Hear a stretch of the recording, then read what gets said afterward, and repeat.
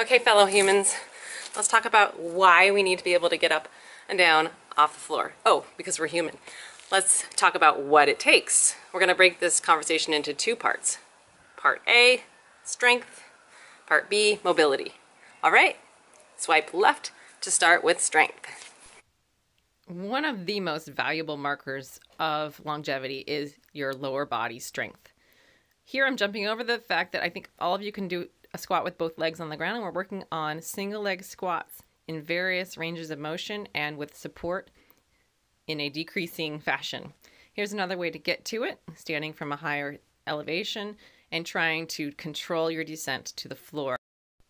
Another element required in successfully moving to and from the floor is stability. And I'll put this in the strength category, but here we have stability in the mid-body with our legs moving against that stability. Another form of stability is intrinsic foot stability. Your feet need to be able to support your body while you're moving around them. So practicing barefoot and doing other intrinsic foot exercises can benefit your foot strength and your stability overall. If you're trying all the work and still feeling stuck in a squat, like you can't get past a certain point without lifting your heels, then listen up. Okay, part 2, mobility. This seems silly to think about, but sometimes it's just our little old stiff ankle joint that's keeping us from being able to get to and from the floor. So here I'm doing some passive stretching and now moving into some active pressing the toes into the floor and lifting the toes off with a lot of effort for a sustained period of time. We also need rotation through the hips.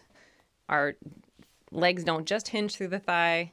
The hip joint is a ball and socket, so we need to be able to rotate externally and internally. Here I'm showing internal rotation of the hip. So as you can see, pure strength is not going to fix the problem, but mobility is going to help gain access to new ranges of motion so that we can use our strength all the way through the movement pattern. Here I'm loading, adding more resistance to build strength, and also working on my mobility from this seated position to standing. Hope this little review helps you out.